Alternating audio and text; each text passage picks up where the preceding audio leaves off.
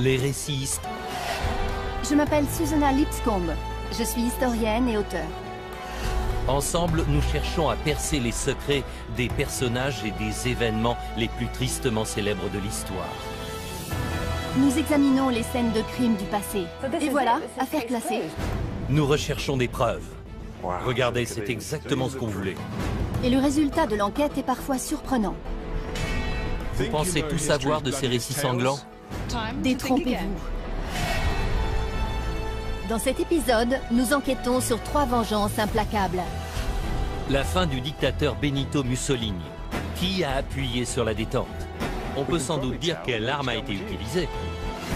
L'exécution de James Hind, célèbre bandit de grand chemin. Était-ce une vendetta personnelle? Quand il a eu l'occasion de s'enfuir, il l'a saisi. Et l'attentat manqué contre Napoléon, dont il profite pour éliminer ses adversaires. Il aurait dit « Notre vengeance sera comme un coup de tonnerre ».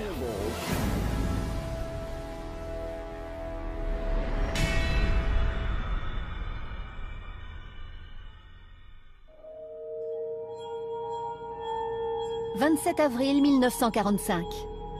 La Seconde Guerre mondiale est bientôt terminée. Et à l'ombre des Alpes... Des résistants italiens interceptent un convoi nazi dans lequel se cache un soldat un peu particulier. Sous son déguisement, l'homme n'est pas un inconnu. C'est le plus célèbre et le plus craint du pays. Le Duce, Benito Mussolini. 2 jours plus tard, le cadavre de Mussolini réapparaît sur une piazza de Milan. La foule se jette sur le corps ensanglanté et le pend. Ce qui s'est passé entre-temps reste l'un des plus grands mystères du XXe siècle. Les rumeurs font état de mystérieux assassins, de documents secrets, de trésors perdus et de sombres tractations politiques. Nous allons exhumer des preuves qui donnent un nouvel éclairage à cette affaire. Qui a tué Mussolini et pourquoi?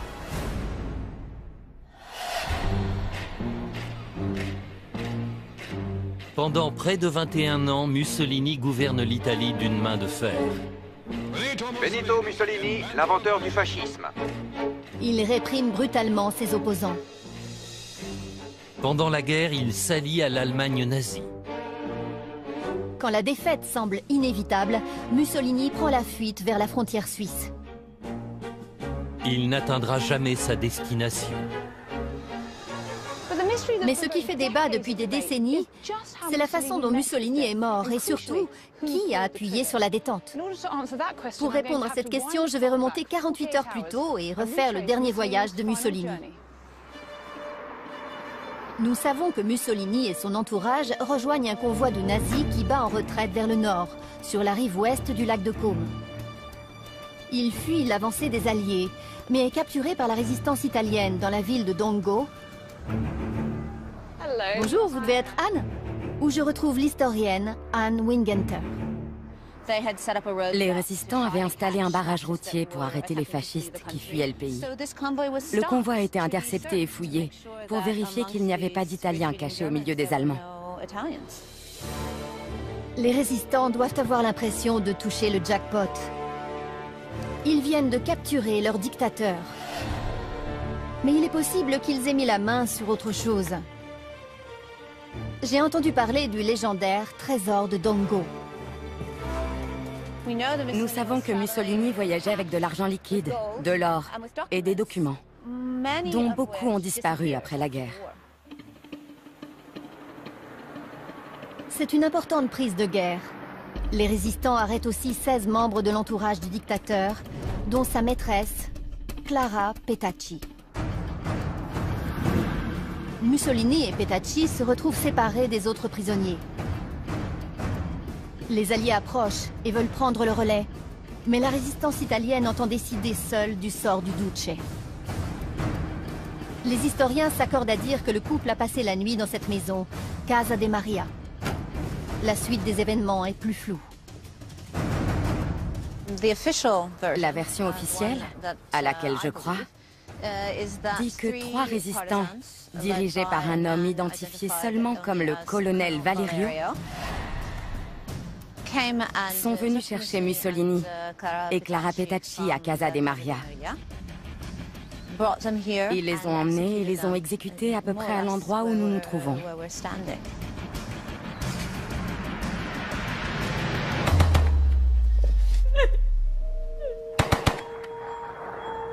Qui est donc ce mystérieux Valerio qui a exécuté le couple devant cette porte?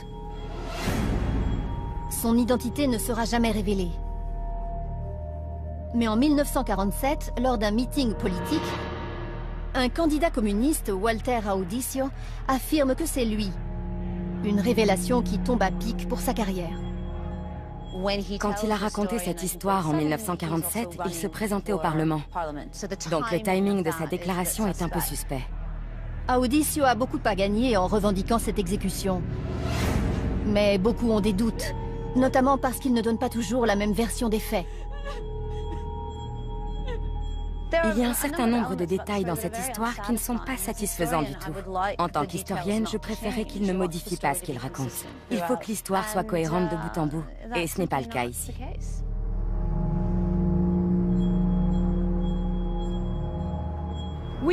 Nous savons ce qui est arrivé à la garde rapprochée de Mussolini. Elle a été exécutée ici. On voit encore les impacts de balles dans cette rambarde. Mais pour ce qui est de la mort du dictateur, c'est l'histoire qui est pleine de trous. Ce qui pique ma curiosité, c'est ce mystérieux trésor.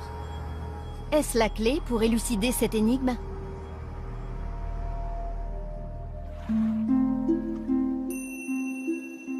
Pendant que Suzy se lance dans une chasse au trésor, je vais enquêter sur une autre version des dernières heures de Mussolini.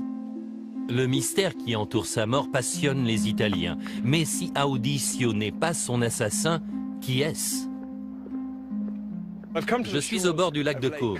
J'ai retrouvé la trace d'un ancien résistant qui était posté ici en 1945 et qui affirme pouvoir me révéler qui a vraiment tué Mussolini. Bruno Lonati, 91 ans, est entré dans la résistance en 1943. Bruno. Bonjour. Bonjour. Bonjour. Il prétend avoir vu Mussolini pousser son dernier soupir. Alors, qui a tué Mussolini? Moi.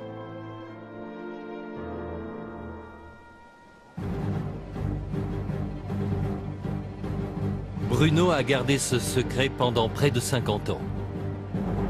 Mais si c'est la vérité, pourquoi ne pas avoir parlé plus tôt? Ça m'aurait valu beaucoup d'ennuis si j'avais dit en 1945 que c'était moi qui avais tué Mussolini. On m'aurait immédiatement éliminé. Bruno pense que les communistes n'auraient reculé devant rien pour s'approprier cet assassinat.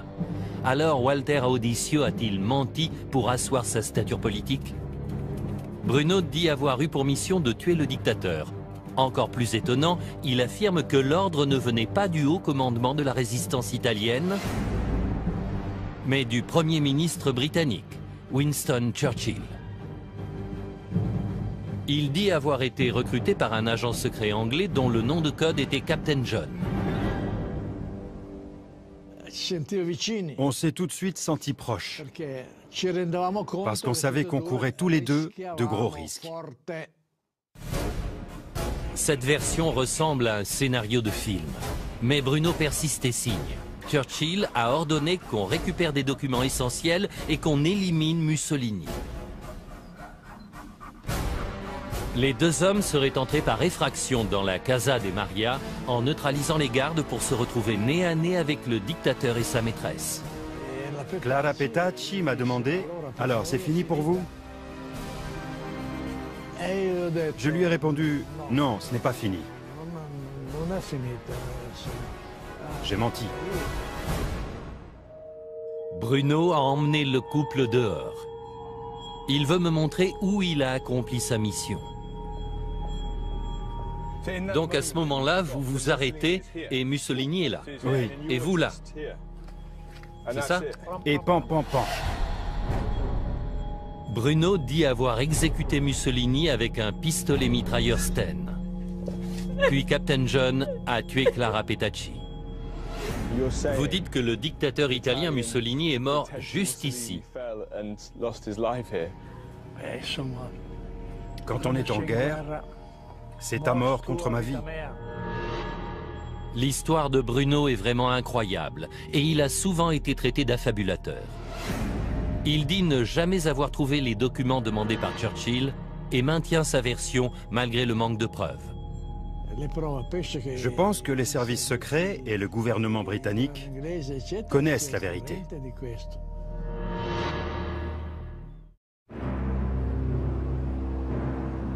Y a-t-il vraiment eu un complot britannique pour tuer Mussolini? Joe pense que Bruno Lonati est crédible, mais j'ai besoin de preuves. Je suis au musée impérial de la guerre, à Duxford, en Angleterre. Et je sens que ma chasse au trésor va partir dans une nouvelle direction. Selon Bruno Lonati, Churchill a envoyé des assassins pour récupérer des documents que Mussolini avait. Qu'est-ce que ça pouvait être? Que contenait-il qui vaille la peine de tuer pour les avoir? S'ils étaient si importants, est-ce que c'est ça, le fameux trésor?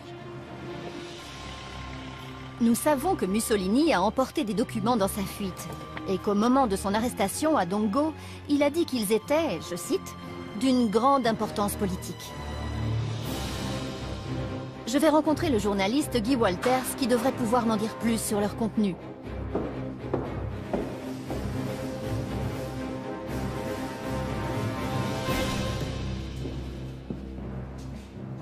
Qu'avez-vous à me montrer? Voici un exemplaire du magazine Oggi qui était très populaire en Italie. Il était distribué à 450 000 exemplaires. Et en 1954, il a publié un scoop qui a fait beaucoup de bruit. La correspondance Churchill-Mussolini. Dans ses lettres incroyables, Churchill propose un accord de paix secret à Mussolini. Ce qui était contraire à la politique des Alliés, qui exigeait une capitulation sans condition. C'est un échange de courrier tout à fait extraordinaire, qui montre le développement d'un dialogue entre ces deux hommes censés être des ennemis jurés. S'agit-il des documents que Bruno Lonati avait pour mission de trouver? Est-ce pour eux que Mussolini est mort? Si ces lettres avaient été rendues publiques, sur le moment, ça aurait fait beaucoup de tort à Churchill. Oui, ça aurait détruit sa réputation et ça aurait totalement changé la vision que nous avons de lui. On le considérait aujourd'hui comme un traître. Si ces lettres s'avèrent authentiques, elles sont explosives. Mais vous avez des doutes, non? Oui, de très gros doutes. Et je vais vous dire pourquoi. D'abord, il y a des problèmes dans leur contenu. Par exemple, ici, on parle d'un organisme d'où Churchill est censé avoir envoyé cette lettre en avril 1940. C'est le quartier général suprême de Whitehall. Eh bien, ça n'existe pas, le quartier général suprême de Whitehall. C'est exactement ce qu'un faussaire inventerait. Ensuite, ça contredit tout ce que nous savons de Churchill, qui est l'un des personnages les plus étudiés par les historiens. Ce n'est pas crédible. En 1959, un tribunal italien a déclaré que les lettres publiées par Oggi étaient des faux. Mais ça ne signifie pas que Bruno Lonati a menti. J'ai encore un détail à vérifier. D'après la version officielle, Walter Audisio aurait tué Mussolini avec un pistolet mitrailleur français. Mais Bruno déclare avoir tiré sur lui avec un Sten britannique. Détail important, ces deux modèles utilisent des munitions de calibres différents. Je me demande si la science moderne peut apporter les preuves qui manquent tant à l'histoire de Bruno. Je me rends dans un centre secret pour rencontrer Philip Boyce, expert en balistique. Voici une cartouche 9 mm et une autre de 7,65. À l'œil nu, il n'y a pas une grande différence, mais qu'est-ce que ça signifie pour vous? La 9 mm fait environ 2 fois plus de dégâts que l'autre. Ces mitraillettes d'époque sont aujourd'hui des pièces de musée et on n'a pas le droit de les prendre pour notre expérience. Mais Philippe m'assure que le plus important, c'est le calibre de la balle. En utilisant des armes équivalentes, il va me faire une démonstration. Commençons avec l'arme qui remplace celle utilisée par Audisio. Voyons ça. Une peau de porc tendue sur un mannequin se comporte comme la surface du corps humain, ce qui nous permettra de comparer les blessures. Ensuite, nous tirons avec un pistolet Glock 9 mm, le même calibre que le Sten de Bruno. Il est vraiment puissant. Les deux balles sont très différentes et ne font pas du tout le même type d'impact. Ce rapport d'autopsie devrait pouvoir nous dire qui a tiré sur Mussolini. Philippe l'a étudié, mais les nouvelles sont mauvaises. Malheureusement, aucune des plaies n'a été mesurée. Vous plaisantez? Non. C'est frustrant. La seule information qui pourrait nous dire si c'était la mitraillette d'Audisio ou celle de Bruno est manquante. En effet. L'autopsie a été faite à la va-vite et n'a pas respecté les règles de base. Y a-t-il quelque chose dans le rapport qui pourrait étayer l'histoire de Bruno? Oui, on mentionne qu'il y avait 7 orifices d'entrée. Toutes les balles ont pénétré et il y a 7 orifices de sortie. D'après mon expérience en balistique, si on lui avait tiré dessus avec un calibre 7,65, je ne pense pas que les 7 balles auraient pu traverser son corps de part en part.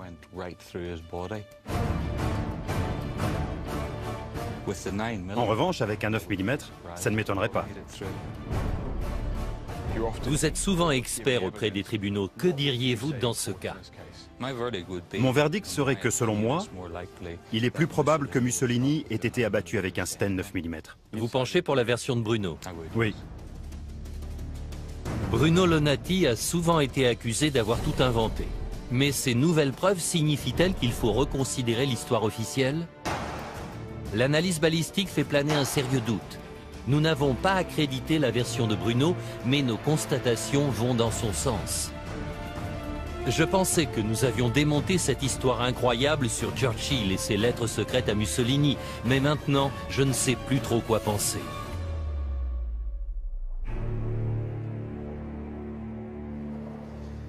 Je crois qu'on ne saura jamais avec certitude qui a tué Benito Mussolini. Alors que notre enquête est terminée, j'ai reçu cette carte postale de Suzy qui m'a écrit « Beau paysage, tu crois que le peintre a trouvé ce qu'il cherchait ?» Le paysage est celui du lac de Caume en été. La date, 1945. Et le peintre, un certain Winston Churchill. De tous les endroits où il aurait pu aller en vacances après la guerre, il a choisi celui-là. Non, il ne cherchait pas ces lettres. À moins que...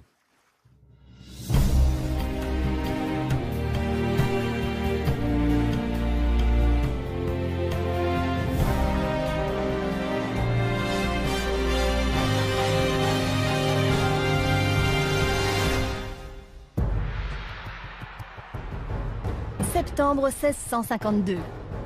Les autorités anglaises ont enfin mis la main sur le légendaire bandit de grand chemin, James Hind. Il va être traîné, pendu et équarri pour haute trahison. C'est l'une des premières stars de la presse à scandale, le plus célèbre criminel de son temps.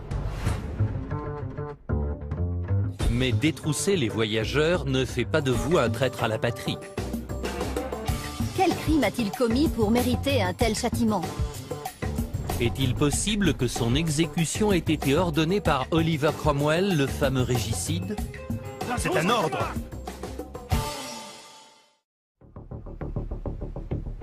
James Hind vit à une période mouvementée de l'histoire anglaise. Il a une vingtaine d'années quand la guerre civile éclate.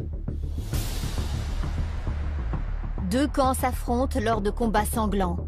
Soldats républicains contre cavaliers royalistes. Le roi Charles Ier est exécuté. C'est aussi l'époque de la naissance de la presse anglaise moderne. Et les méfaits de James Hind font de lui une star des tabloïds. Mais pourquoi James Hind était-il considéré comme un traître? Je veux en savoir plus sur ses exactions au cas où ça pourrait nous éclairer. Normalement, un voleur aurait dû être pendu sans être torturé. Pour comprendre en quoi Hind était différent, je vais consulter James Sharp dans une imprimerie. Que dit la presse de James Hind? Il est présenté comme une sorte de Robin des Bois.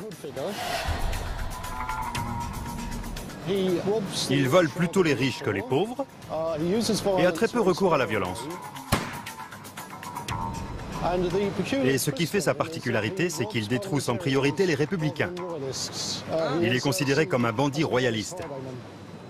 Si l'on en croit la presse de l'époque, James Hind était un héros politisé. J'imagine que ce n'était pas un bandit comme les autres, qui lançait à ses victimes la bourse ou la vie. La question devait être différente. Le roi ou le Parlement? Donc ces vols à main armée avaient un côté politique. Oui, selon certaines anecdotes rapportées à l'époque, il demandait à ses victimes potentielles si elles étaient pour le Parlement ou pour le roi. Et il les détroussait si elles étaient républicaines, alors qu'il les laissait partir si elles étaient royalistes. On dit même qu'il s'est attaqué à des républicains de premier plan. La population devait raffoler de ces histoires. Un voleur qui venge la mort du roi en humiliant ses ennemis politiques. Il semble que James Hind était plus qu'un simple voleur, c'était une star. Un chouchou de la presse et un homme engagé. Mais cette version me pose deux problèmes.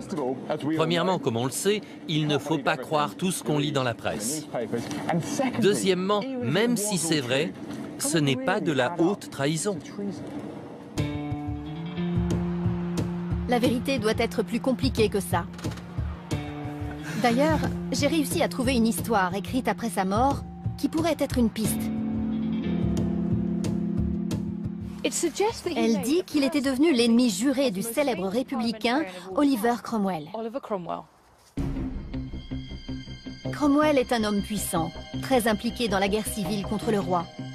Il est devenu Lord Protecteur de l'Angleterre et, selon la légende, depuis qu'il a eu le malheur de croiser James Hind, il lui en veut à mort. Ça s'est passé un jour où Oliver Cromwell voyageait entre Londres et son domicile près de Cambridge.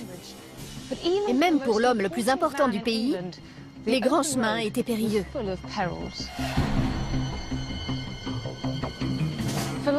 Tapi dans les fourrés, il y avait le vengeur des royalistes, James Hind. Il prévoyait de lui tendre une embuscade et de faire sa plus belle prise.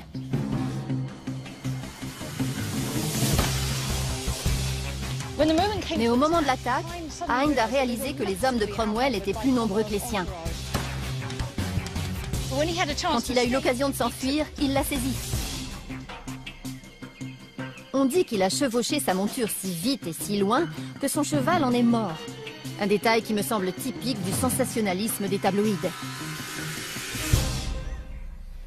Cette version expliquerait une ou deux choses, mais je me demande à quel point on peut lui accorder du crédit.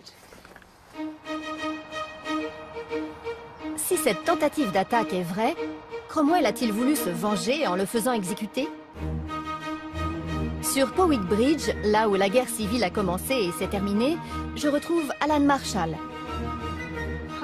Bonjour. Bonjour. Pour lui, cette histoire n'est qu'une légende. Elle est sortie 40 ou 50 ans après les faits qu'elle décrit. Et Cromwell a joué un rôle actif dans toute la mythologie qui l'entoure. Vous pensez que Cromwell pouvait avoir des raisons d'en vouloir à James Hind? Oui, il y a d'autres éléments dans les histoires de ces deux hommes qui sont plus intéressants, comme le fait que Cromwell était le chef de l'armée. Ici, à Worcester, il a remporté triomphalement la dernière bataille de la guerre civile. Mais Hind était dans l'autre camp. C'est ici, en 1651, que Charles II, le roi en exil, tente vainement de reprendre le trône d'Angleterre. Selon Alan, James Hind se bat à ses côtés. Donc c'est bien plus qu'un bandit de grand chemin. Quand il est capturé, il n'est pas jugé pour ses vols, mais pour son engagement royaliste. Mais pensez-vous que le châtiment pour haute trahison pouvait être ordonné contre un combattant ennemi? Pour un aristocrate ou un officier engagé dans l'armée royale, oui. Mais pour quelqu'un comme Hind, un simple soldat, c'est peu probable. Ça ne mérite pas d'être considéré comme un traître. Non, en effet. Cette thèse ne tient pas. Donc, le mystère reste entier.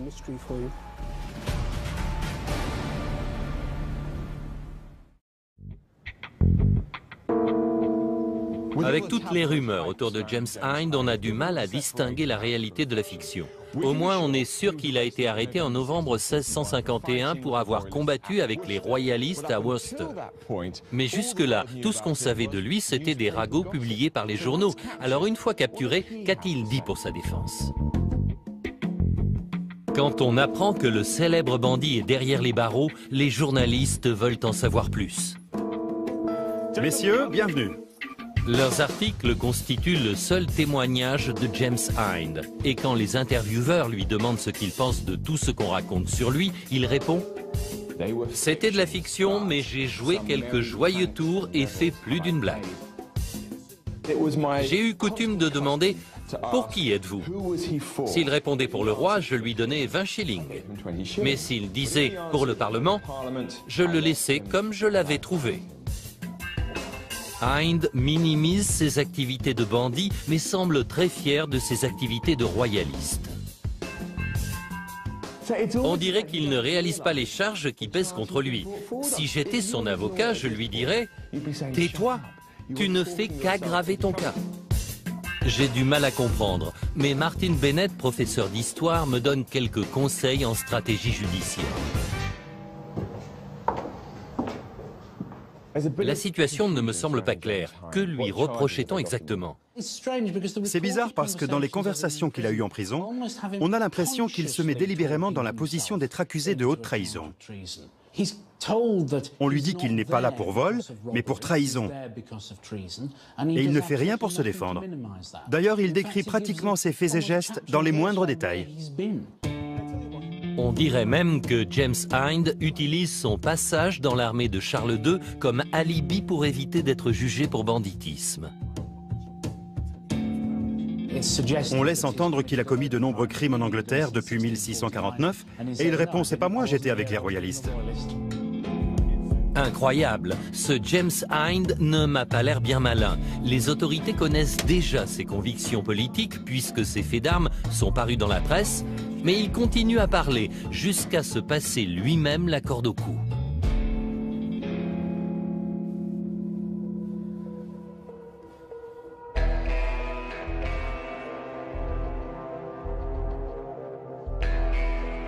Pour Joe, l'affaire est élucidée, mais j'ai encore des doutes. Je ne pense pas que parler aux journaux soit une preuve de stupidité. À mon avis, il avait un plan. James Hind savait que des royalistes bien plus connus que lui avaient été relâchés. Il a cru que c'était moins risqué d'être jugé pour ses convictions politiques que pour ses vols. C'était un pari, et c'est sa vie qu'il a joué. Pour comprendre pourquoi il a perdu ce pari, je retourne à Worcester, où son destin a basculé. Après la bataille décisive qui a eu lieu ici, Hind est arrêté, contrairement à Charles II qui a réussi à s'échapper. Gillian Spraggs va m'expliquer pourquoi son sort était scellé, à cause d'une rumeur en particulier. Dans les semaines qui ont suivi la bataille de Worcester, on a raconté que c'était James Hind qui avait aidé Charles II à s'enfuir et qui l'avait conduit en sécurité. C'est une accusation sérieuse? Oui, c'est sérieux. Et c'était très dangereux pour Hind. Comment les autorités ont-elles appris cette rumeur? Ça a été publié dans la presse. Elles l'ont lu dans le journal? Oui, c'est ce qui s'est passé.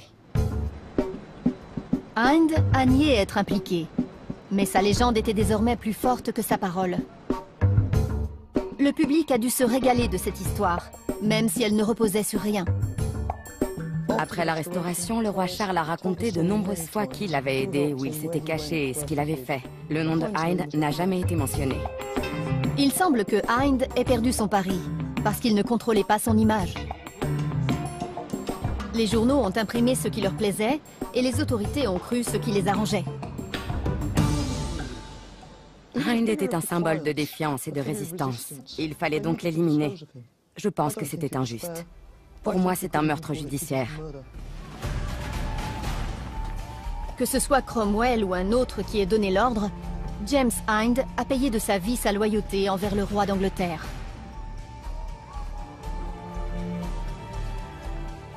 Le 24 septembre 1652, James Hind est mort dans des conditions atroces à Worcester. Ses derniers mots ont été « Dieu bénisse le roi !»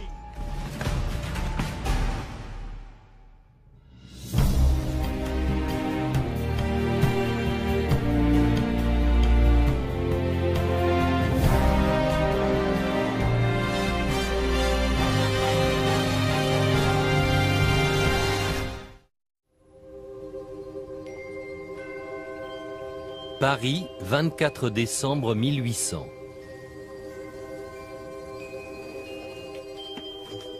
Napoléon Bonaparte est assoupi dans son fiacre.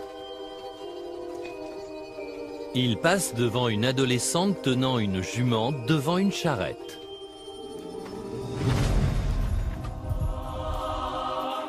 Quelques instants plus tard, une bombe explose.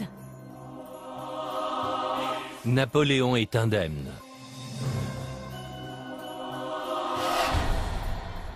Il lance immédiatement une enquête pour traquer les conspirateurs et se venger de cet attentat manqué.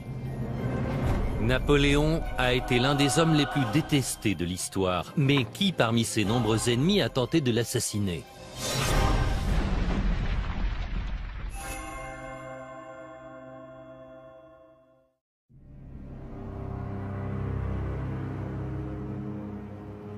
Pendant la Révolution française, l'aristocratie perd ses privilèges. Les Jacobins font régner la terreur et envoient des milliers de gens à la guillotine, dont Louis XVI et Marie-Antoinette. En 1799, Napoléon Bonaparte, lui-même ancien jacobin, s'empare du pouvoir et devient premier consul de France. Désireux de rétablir la stabilité politique dans le pays, il tente de nouer des relations pacifiées avec les royalistes. Les Jacobins estiment qu'il trahit l'héritage de la Révolution. Dans tous les camps, beaucoup en veulent à Napoléon.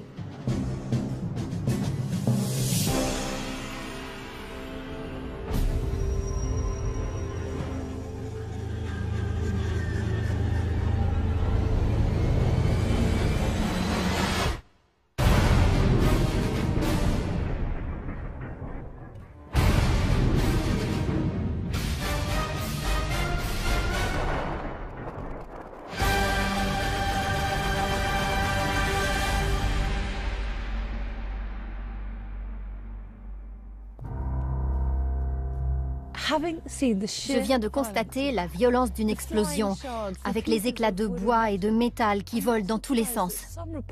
Pas étonnant que certains rapports parlent de 20 morts et d'encore plus de blessés. Une passante a eu la poitrine arrachée et l'adolescente en question a été pulvérisée. Dans le Paris du XVIIIe siècle, ça a dû être un événement terrifiant. Et comme pour l'assassinat de Kennedy ou les attentats du métro de Londres, la population devait être inquiète et révoltée. Il a dû y avoir une grande chasse à l'homme.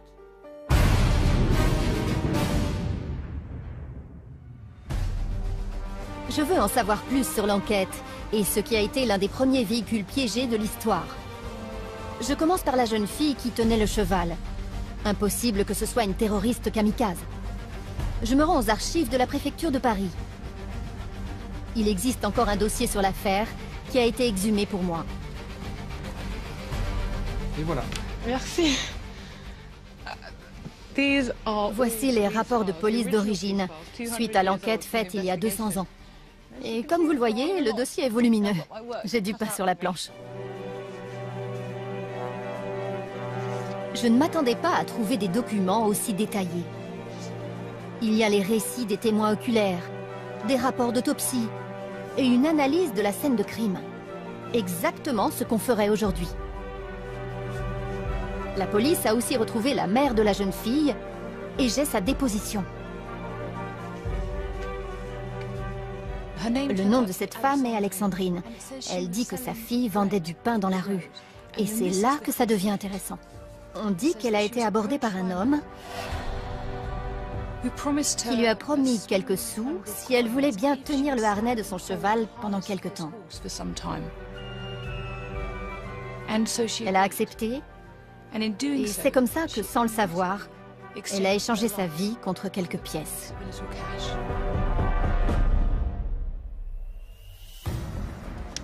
Qui est donc cet inconnu qui voulait tuer Napoléon? Ce mémo de la police ordonne à tous les agents de Paris de se lancer à ses trousses. Le texte dit « Vous pouvez l'identifier parce qu'il avait un cheval hier et qu'aujourd'hui, il ne l'a plus. » On dit aux policiers « Vous mettrez dans vos recherches tout le zèle et l'intelligence dont vous êtes capable. Si on arrive à identifier le propriétaire du cheval, on tient le coupable. »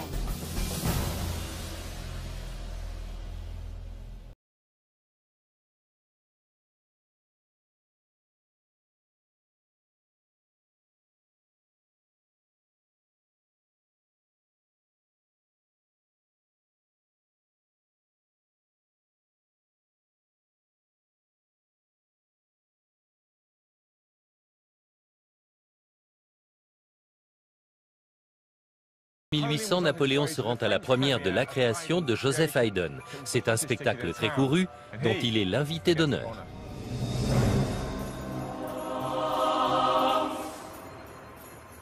Il est rue Saint-Nicaise, non loin de l'Opéra, quand la bombe explose.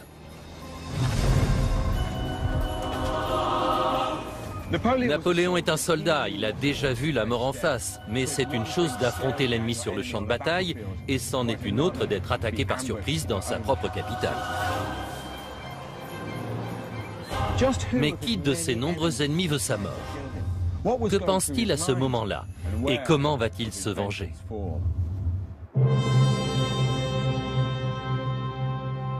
La nouvelle de l'attentat parvient jusqu'à l'Opéra. Quand Napoléon fait son entrée, toute la salle se lève pour l'applaudir. Il convoque immédiatement le ministre de la police, Joseph Fouché, pour lui demander des comptes. J'ai rendez-vous avec l'historien Pascal Dupuis pour savoir comment s'est passée la discussion entre les deux hommes. Fouché avait un immense réseau d'informateurs qui travaillaient pour lui. Et Napoléon lui a demandé pourquoi il n'était pas au courant de ce qui se préparait. Il aurait dit « Notre vengeance sera comme un coup de tonnerre ». L'incapacité de Fouché à déjouer le projet d'attentat inquiète le premier consul. Mais des suspects sont immédiatement identifiés. Pour Napoléon, il s'agit forcément de jacobins radicaux.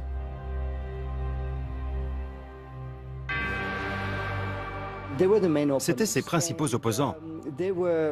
Et ils avaient sans doute les moyens de faire ce genre de choses. Aux yeux des Jacobins, Napoléon avait trahi la cause. Il avait confisqué le pouvoir. Pour Fouché, c'est plutôt un complot royaliste. Pendant que Joe se penche sur les ramifications politiques, je reprends mon travail de détective.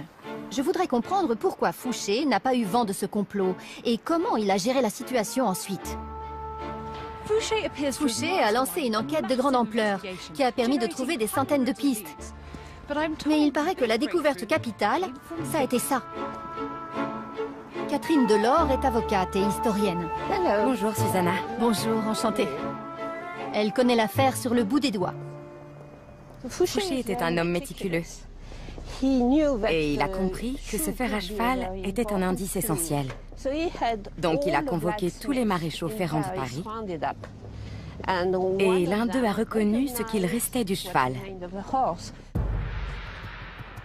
Le maréchal Ferrand identifie le propriétaire du cheval et la police fait une descente dans un couvent parisien. L'homme est à l'abri chez des bonnes sœurs. La chasse à l'homme est terminée. Alors qui était le coupable? Il s'appelait François Carbon. Et que sait-on de lui? Il était royaliste. Un royaliste? Fouché avait raison. Tout à fait. Il avait vu juste. D'un autre côté, j'ai ma petite théorie sur Fouché. Carbon donne les noms de ses complices, dont le cerveau de l'attentat, Joseph Limoëlan. Officiellement, Fouché n'était pas au courant des projets d'attentat. Mais en étudiant l'affaire, Catherine est parvenue à une autre conclusion.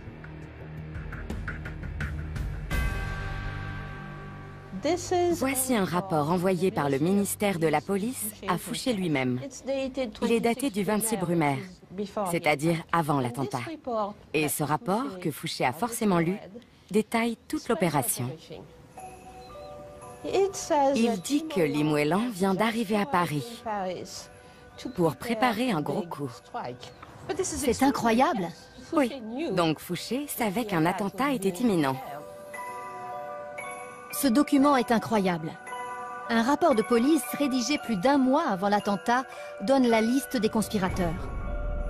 D'après tout ce qu'on sait sur le professionnalisme de Fouché, il n'a pas pu l'ignorer. Ce n'est pas crédible. Pourquoi n'a-t-il rien fait? Il s'attendait à ce que Napoléon soit assassiné. Peut-être même que ça ne l'aurait pas gêné. Par ailleurs, si l'attentat échouait, ce qui a été le cas, c'était l'occasion de passer pour un super flic. Donc, quoi qu'il arrive, il en sortait gagnant. C'était vraiment un brillant stratège politique. Ce n'était pas quelqu'un de bien, mais il était brillant.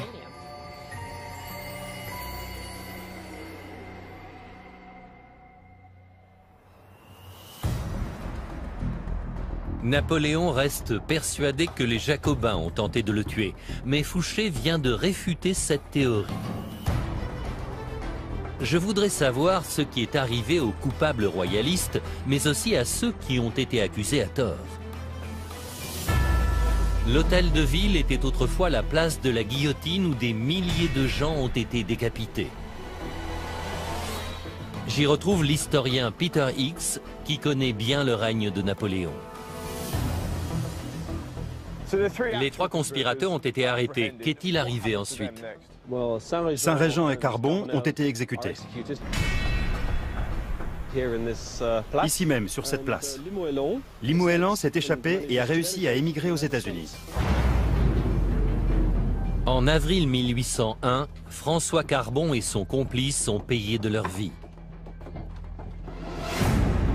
Mais le chef du groupe, Li Muelan, a fui le pays.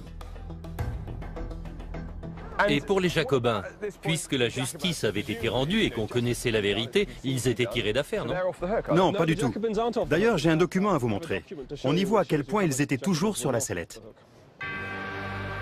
Après l'attentat, Napoléon a demandé à Fouché de désigner les Jacobins à exiler. C'est justement cette liste que Peter m'a apportée. Voici le document de l'époque, avec le nom de tous les Jacobins qui ont été envoyés aux Seychelles pour y finir leur jour. Mais il n'y avait aucune preuve, ils n'avaient rien fait, mais ils ont quand même été déportés. Napoléon sait que l'attentat est l'œuvre des royalistes, pas des Jacobins. Alors, pourquoi les a-t-il exilés malgré tout? C'était un homme politique extrêmement habile. Il voulait que ce soit les Jacobins, et ce document montre qu'il a dit « Les Jacobins sont coupables, et ce sont eux qu'on va envoyer au bagne ». Donc il a sauté sur l'occasion. Cet attentat contre lui, c'était comme le 11 septembre. Après, il pouvait faire ce qu'il voulait. Exactement. C'est un coup politique. D'un côté, ça rassure ses partisans, et de l'autre, ça inquiète la gauche, parce qu'elle comprend qu'il ne plaisante pas. Quand je pense à la manière dont Napoléon a lancé sa guerre contre le terrorisme, j'ai des sentiments partagés. Il a sciemment envoyé des innocents à la mort, mais je dois avouer que je suis impressionné par l'habileté avec laquelle il a retourné la situation à son avantage. C'était un opportuniste et un grand stratège. Et 4 ans plus tard, il était empereur.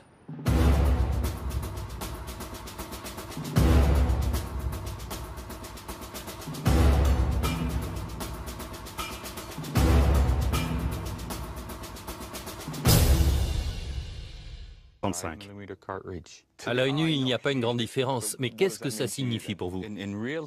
La 9 mm fait environ 2 fois plus de dégâts que l'autre.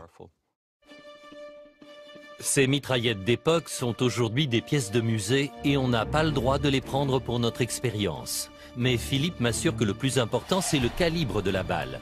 En utilisant des armes équivalentes, il va me faire une démonstration. Commençons avec l'arme qui remplace celle utilisée par Audicio. Voyons ça.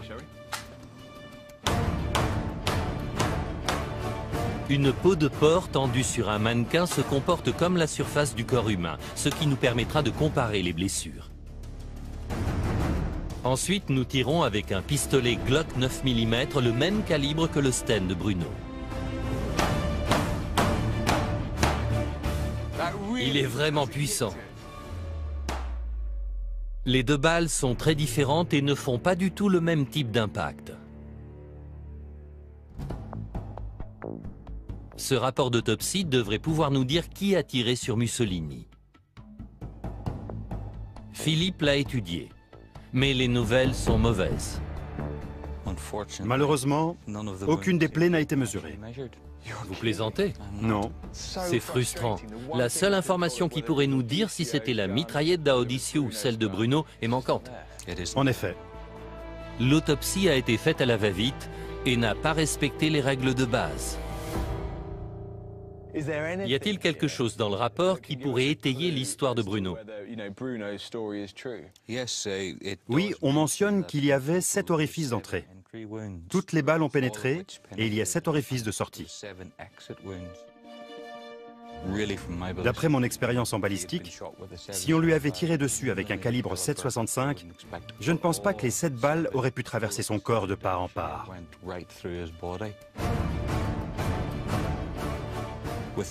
En revanche, avec un 9 mm, ça ne m'étonnerait pas. Vous êtes souvent expert auprès des tribunaux. Que diriez-vous dans ce cas? Mon verdict serait que, selon moi, il est plus probable que Mussolini ait été abattu avec un Sten 9 mm. Vous penchez pour la version de Bruno? Oui. Bruno Lonati a souvent été accusé d'avoir tout inventé. Mais ces nouvelles preuves signifient-elles qu'il faut reconsidérer l'histoire officielle? L'analyse balistique fait planer un sérieux doute. Nous n'avons pas accrédité la version de Bruno, mais nos constatations vont dans son sens. Je pensais que nous avions démonté cette histoire incroyable sur Churchill et ses lettres secrètes à Mussolini, mais maintenant, je ne sais plus trop quoi penser.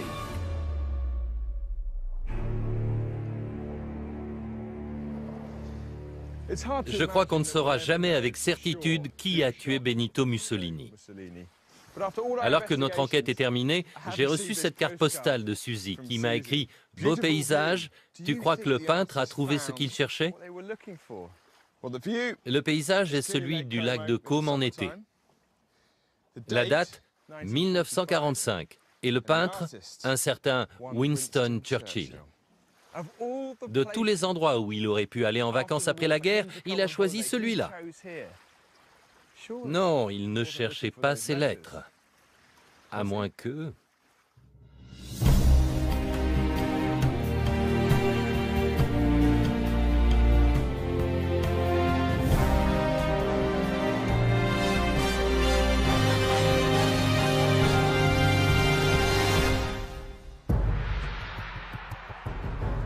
Septembre 1652. Les autorités anglaises ont enfin mis la main sur le légendaire bandit de grand chemin, James Hind. Il va être traîné, pendu et équarri pour haute trahison. C'est l'une des premières stars de la presse à scandale, le plus célèbre criminel de son temps. Mais détrousser les voyageurs ne fait pas de vous un traître à la patrie. Quel crime a-t-il commis pour mériter un tel châtiment? Est-il possible que son exécution ait été ordonnée par Oliver Cromwell, le fameux régicide? C'est un ordre!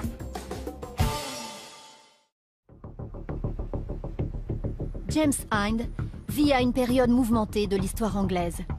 Il a une vingtaine d'années quand la guerre civile éclate. Deux camps s'affrontent lors de combats sanglants. Pour se retrouver nez à nez avec le dictateur et sa maîtresse. Clara Petacci m'a demandé « Alors, c'est fini pour vous ?» Je lui ai répondu « Non, ce n'est pas fini. » J'ai menti. Bruno a emmené le couple dehors. Il veut me montrer où il a accompli sa mission. Donc à ce moment-là, vous vous arrêtez et Mussolini est là. Oui. Et vous là. C'est ça? Et pan, pan, pan. Bruno dit avoir exécuté Mussolini avec un pistolet mitrailleur Sten. Puis Captain John a tué Clara Petacci. Vous dites que le dictateur italien Mussolini est mort juste ici. Quand on est en guerre, c'est à mort contre ma vie. L'histoire de Bruno est vraiment incroyable et il a souvent été traité d'affabulateur. Il dit ne jamais avoir trouvé les documents demandés par Churchill et maintient sa version malgré le manque de preuves. Je pense que les services secrets et le gouvernement britannique connaissent la vérité.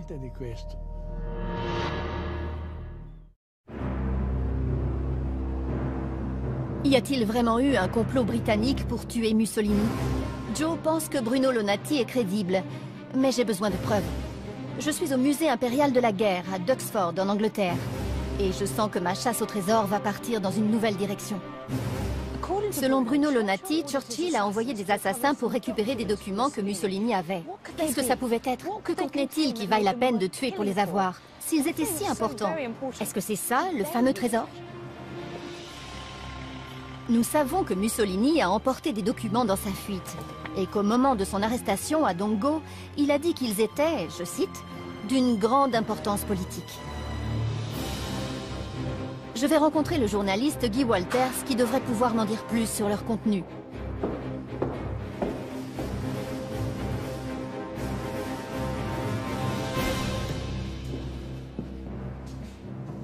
Qu'avez-vous à me montrer?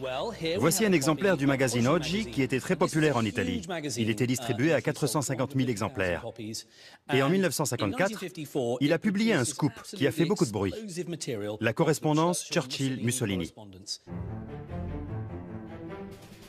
Dans ses lettres incroyables, Churchill propose un accord de paix secret à Mussolini. Ce qui était contraire à la politique des Alliés, qui exigeait une capitulation sans condition. C'est un échange de courrier tout à fait extraordinaire, qui montre le développement d'un dialogue entre ces deux hommes censés être des ennemis jurés. S'agit-il des documents que Bruno Lonati avait pour mission de trouver? Est-ce pour eux que Mussolini est mort? Si ces lettres avaient été rendues publiques, sur le moment, ça aurait fait beaucoup de tort à Churchill. Oui, ça aurait détruit sa réputation et ça aurait totalement changé la vision que nous avons de lui. On le considérait aujourd'hui comme un traître. Si ces lettres s'avèrent authentiques, elles sont explosives. Mais vous avez des doutes, non? Oui, de très gros doutes. Et je vais vous dire pourquoi. D'abord, il y a des problèmes dans leur contenu. Par exemple, ici, on parle d'un organisme d'où Churchill est censé avoir envoyé cette lettre en avril 1940. C'est le quartier général suprême de Whitehall. Eh bien, ça n'existe pas, le quartier général suprême de Whitehall. C'est exactement ce qu'un faussaire inventerait. Ensuite, ça contredit tout ce que nous savons de Churchill, qui est l'un des personnages les plus étudiés par les historiens. Ce n'est pas crédible. En 1959, un tribunal italien a déclaré que les lettres publiées par Oggi étaient des faux. Mais ça ne signifie pas que Bruno Lonati a menti. J'ai encore un détail à vérifier. D'après la version officielle, Walter Audisio aurait tué Mussolini avec un pistolet mitrailleur français. Mais Bruno déclare avoir tiré sur lui avec un Sten britannique. Détail important, ces deux modèles utilisent des munitions de calibres différents. Je me demande si la science moderne peut apporter les preuves qui manquent tant à l'histoire de Bruno. Je me rends dans un centre secret pour rencontrer Philip Boyce, expert en balistique. Voici une cartouche 9 mm et une autre de 7,60. Les récits historiques qui nous fascinent le plus sont souvent les plus atroces et les plus sanglants. Des noms tels que Vlad l'Empaleur, Richard III d'Angleterre et Attila le Hun ont acquis un statut presque mythique. Et nous restons toujours fascinés par la cruauté des empereurs romains et la sauvagerie des guerriers vikings. Mais on oublie parfois que ces bourreaux et leurs victimes ont réellement existé.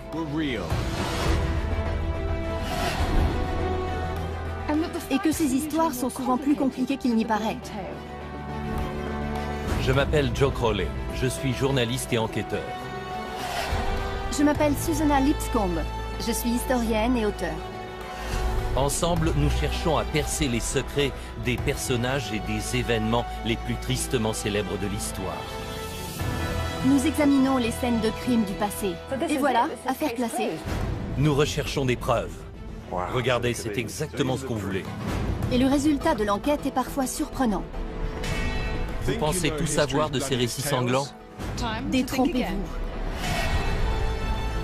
Dans cet épisode, nous enquêtons sur 3 vengeances implacables. La fin du dictateur Benito Mussolini. Qui a appuyé sur la détente? On peut sans doute dire quelle arme a été utilisée. L'exécution de James Hind, célèbre bandit de grand chemin. Était-ce une vendetta personnelle? Quand il a eu l'occasion de s'enfuir, il l'a saisi. Et l'attentat manqué contre Napoléon, dont il profite pour éliminer ses adversaires. Il aurait dit « Notre vengeance sera comme un coup de tonnerre ».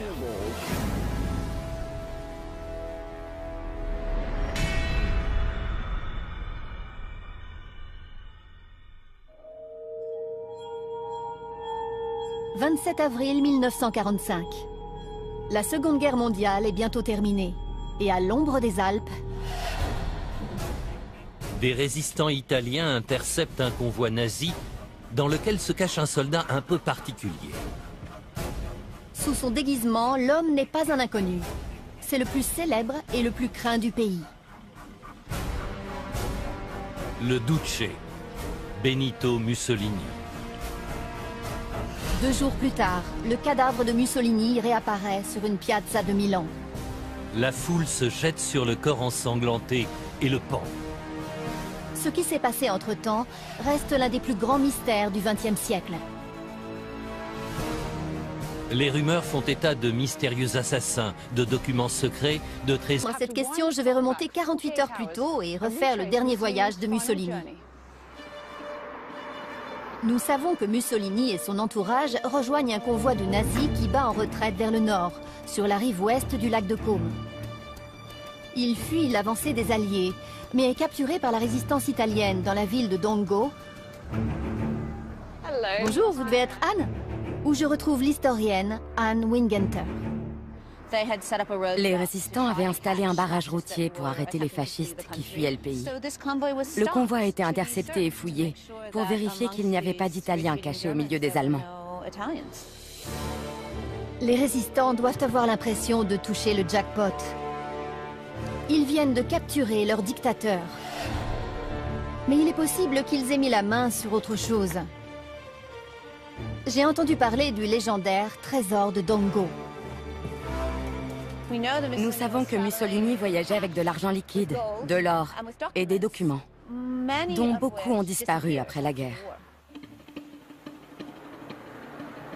C'est une importante prise de guerre.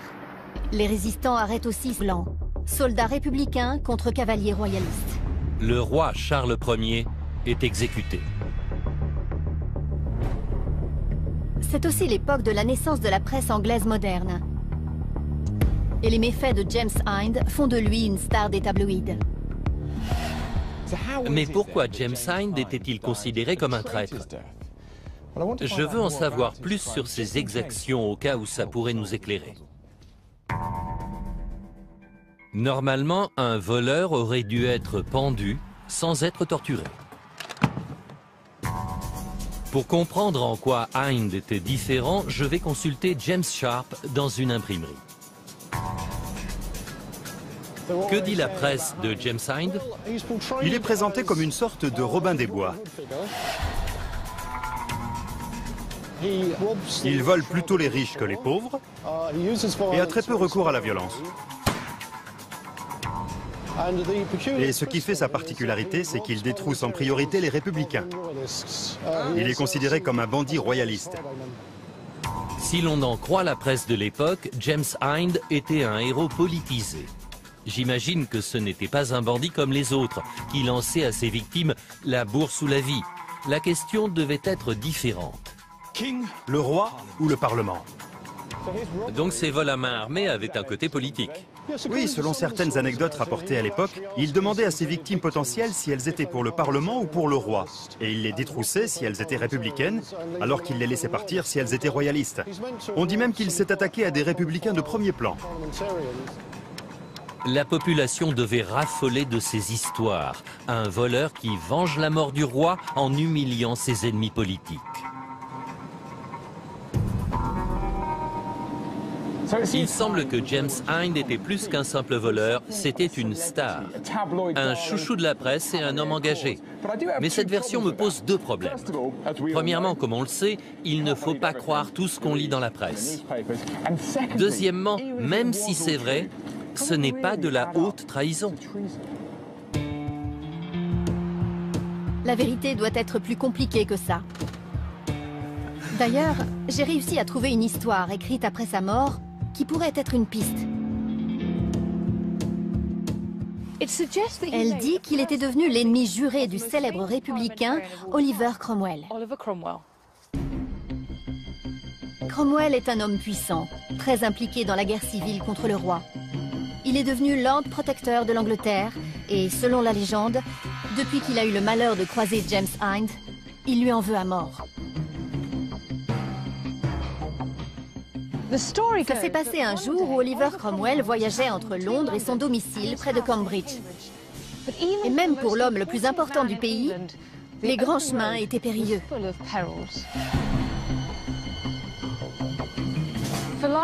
Tapi dans les fourrés, il y avait le vengeur des royalistes, James Hind. Il prévoyait de lui tendre une embuscade et de faire sa plus belle prise.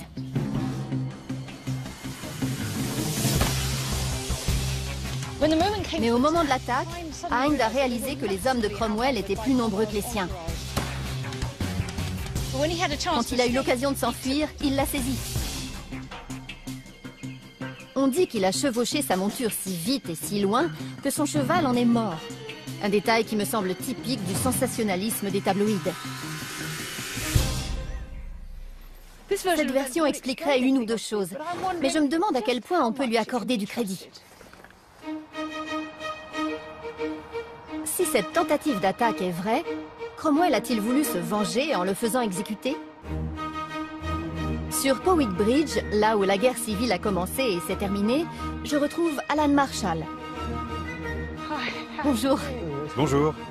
Pour lui, cette histoire n'est qu'une légende. Elle est sortie 40 ou 50 ans après les faits qu'elle décrit, et Cromwell a joué un rôle actif dans toute la mythologie qui l'entoure. Vous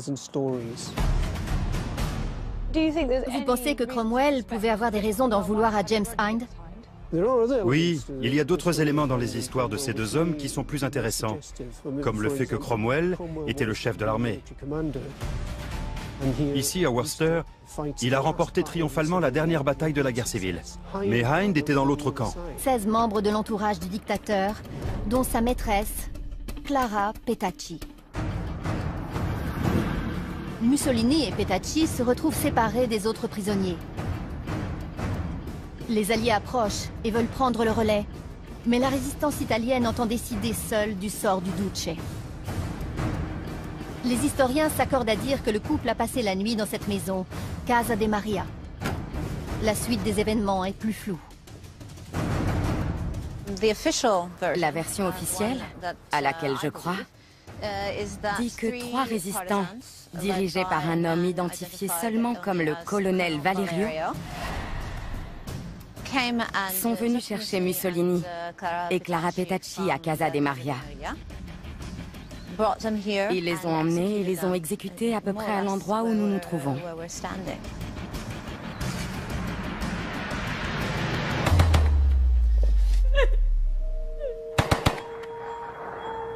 Qui est donc ce mystérieux Valerio qui a exécuté le couple devant cette porte? Son identité ne sera jamais révélée. Mais en 1947, lors d'un meeting politique, un candidat communiste, Walter Audicio, affirme que c'est lui. Une révélation qui tombe à pic pour sa carrière. Quand il a raconté cette histoire...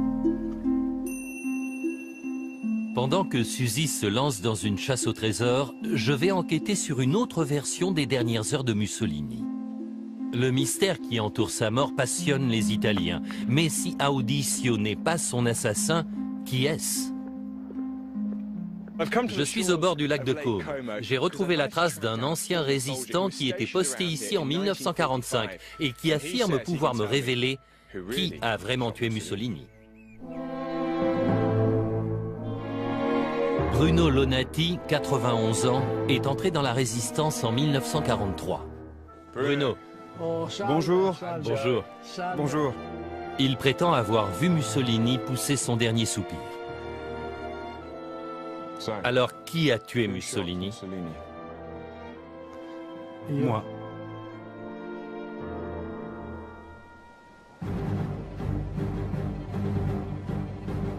Bruno a gardé ce secret pendant près de 50 ans.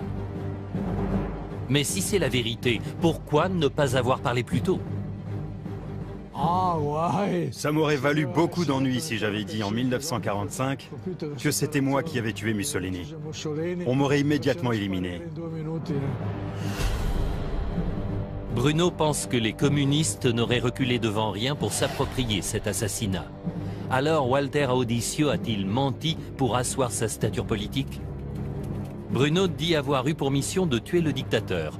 Encore plus étonnant, il affirme que l'ordre ne venait pas du haut commandement de la résistance italienne, mais du Premier ministre britannique, Winston Churchill. Il dit avoir été recruté par un agent secret anglais dont le nom de code était Captain John. On s'est tout de suite sentis proches, parce qu'on savait qu'on courait tous les deux de gros risques. Cette version ressemble à un scénario de film. Mais Bruno persiste et signe. Churchill a ordonné qu'on récupère des documents essentiels et qu'on élimine Mussolini. Les deux hommes seraient entrés par effraction dans la Casa de Maria en neutralisant les